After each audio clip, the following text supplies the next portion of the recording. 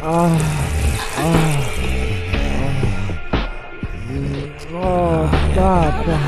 Sì. Sì. Dovrà dirti, no? Sì, papà. Dovrà dirti. Papà. Well, it's now summer. We're having rain all the time, right? It's I don't know how many meters of rain fell today. It was pretty scary. But it's kind of weird because I remember this passage in the Bible where there's Noah's Ark. Remember the story where Noah gets to build an ark? Because God came down and went, it's going to rain for 40 days and 40 nights. And Noah went, okay. That's a pretty weird weather reporter, isn't it? Man in a dress coming out of the sky like, oh. And then God said, build a boat and put the animals on 2 at a time. Okay, build a boat. Right here in the desert. Yep. Brings me to another point, that God made all the animals in a day. Do you know this? God made all the animals in a day. He got up in the morning and went, I'm going to make all the animals today. And he started in Europe, because it's very obvious. All your animals are very well put together. I mean, most animals have a head, 4 legs, and a tail. He got his IKEA plans out. Okay, here we go. Mouse, head, 4 legs, and a tail. That was pretty easy. Cat, head, 4 legs, and a tail. Dog, head, 4 legs, and a tail. Pig, don't tell me. People from Limburg, head, 4 legs, and a tail.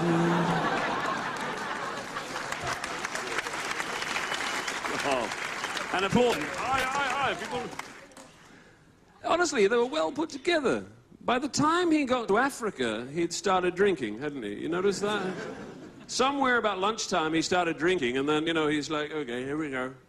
Because suddenly in Africa, they're very creative, isn't he? He's like, oh, okay. Let's start with a pussycat.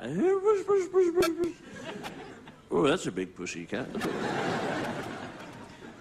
With a James Brown haircut. Ow! Off you go.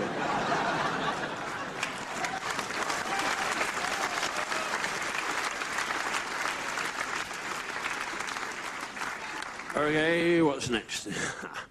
Zebra. Okay, let's have a look. Horse with black and white stripes. The zebra's going like, and the lion won't be able to see me, right? And I didn't think of that, did I? Okay. You'd have to be drunk to make an elephant, wouldn't you? Come on, who the fuck? Really, think about it. Okay, here we go. Okay.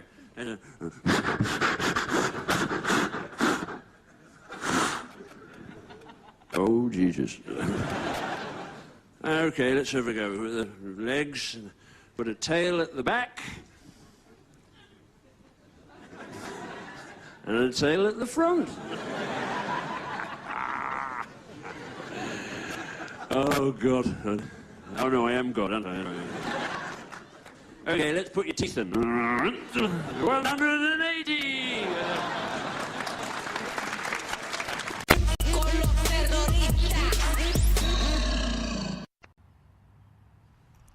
Hi, this is Kel from Metropolis TV, and we're in Holland, Michigan this week, a town that was originally settled by Dutch settlers in the 1850s. Holland, Michigan bills itself as an American town with a Dutch accent. Like the Netherlands, it was once home to an overwhelmingly Dutch population. Then, in the mid-20th century, a wave of Hispanic people began to move to the city for work, and in the process, forever changed Holland's ethnic landscape. Some of the young people are caught up into crime.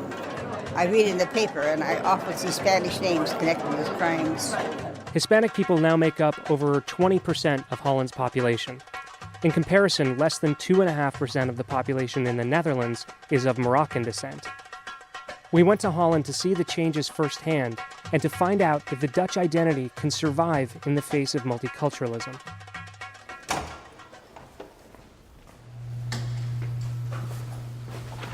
Diversity is great and we need it, and don't get me wrong, I'm not against it. I think it's great.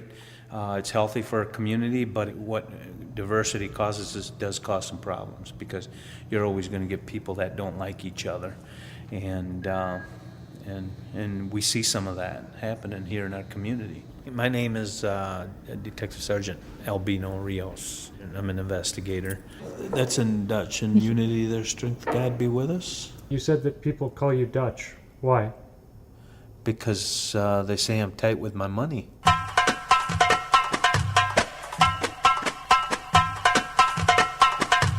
People consider you to be a bit of a gang expert around the force, right? Yeah, they do. How many gang members do you think Holland has? Oh, gang, there's probably 8 to 10 different gangs, and the biggest gang that we have the most problems with are the Latin Kings.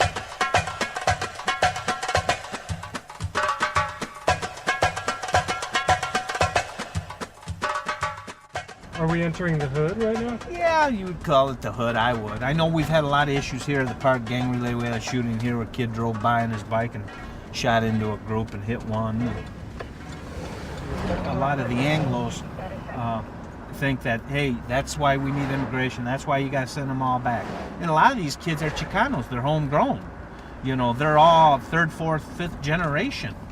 They're not Mexican, they're not here illegal, you know, but a lot of white people don't know that and they don't care about, they just hear the problems going on. While the Latin Kings may control some turf in downtown Holland, there are some places in town where their grip is less strong. Take, for instance, the Nellis Dutch Village, an oasis of Dutchness built behind a local strip mall. This theme park is staffed by local teenagers and college students. Most are of Dutch descent, and all are well-versed in traditional Dutch pursuits like cheesemaking and clog dancing. Tap, tap, tap, and turn. Clap, clap, clap. Stomp, stomp, stomp. Right foot kick. Clap, kick. Do you think it's important to keep Holland Dutch? I think it's important to remember and to keep parts Dutch because, I mean, originally this was very all Dutch. What are you doing to keep Holland Dutch? I work here. I mean, obviously that helps. It's been a fun summer for me because I got to learn so much about the culture myself.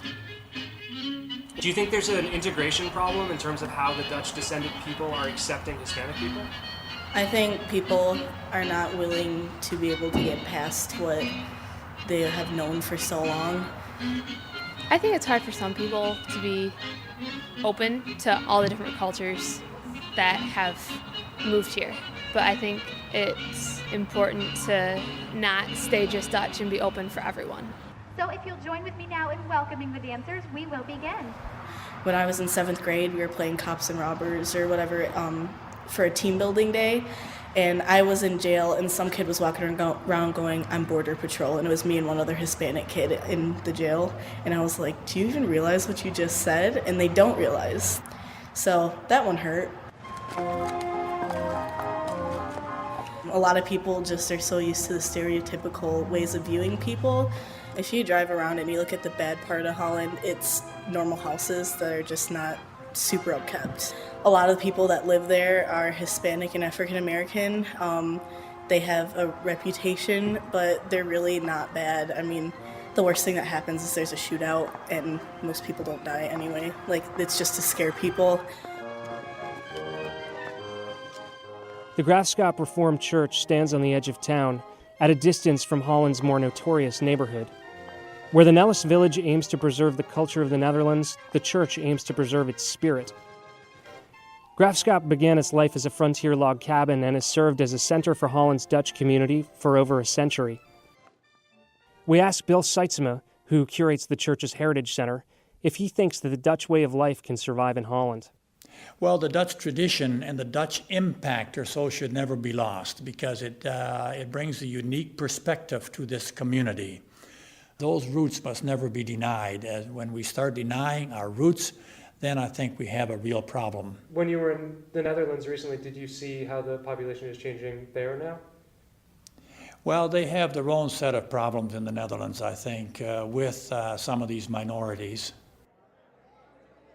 Although most parishioners at the Graafschap Church are eager to show Dutch pride, many seem to regard the Netherlands itself with suspicion. The church suspended Dutch language services in the 1950s, and the parish no longer looks to the old country for guidance on much of anything, never mind the issue of diversity. I guess our real concern is that the people from which we came, we're afraid, are losing their God-centered living and focus. Holland, Europe is very, what's the word I want? Not traditional anymore. It's kind of really sort of dangerous around there, isn't it? Things I've heard, you're not supposed to be out at night and things like that. I think it's changed a lot over the years. Yeah, but there's shootings downtown Holland. Yeah, I know. Yeah. I got the reserves going that way. This is Holland after dark? Yeah, at night, our cockroaches come out. The volume of crime is still really low, right? Yeah, it is. We're fortunate if we get one homicide a year, which is good. Every town, every community has crime, and I'm not ashamed to admit we have a gang problem. We've always had a gang problem. Well, it sounds like people really blow the issues out of proportion. Yeah, for the most part they do. They do.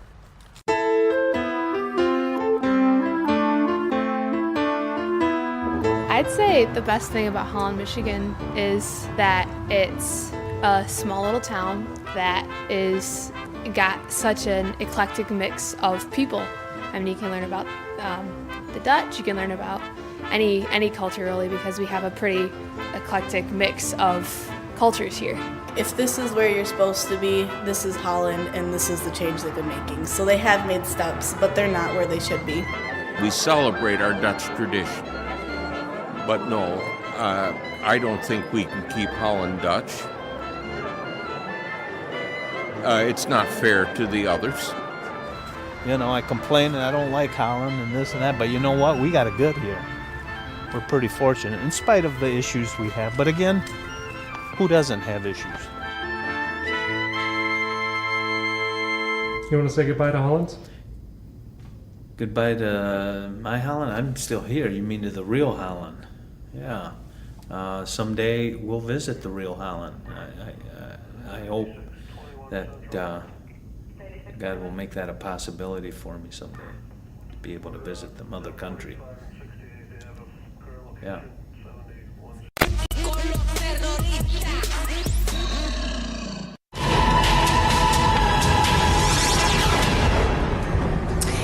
Is there somebody connected with you who's an I or an E? No. An H or a J? Is there H? Is there an S or C or K or C? M A R J? Is it J O or B? Is it C A or C L? Okay, is it a Frank or a Fred or No? Is it Yap or Jan? John? Sure. Joe? Johnny? No. Martin or Mark or R-O-N? Ron or Roy or Pete or Peter? No. Okay, I don't know the name. I'm leaving.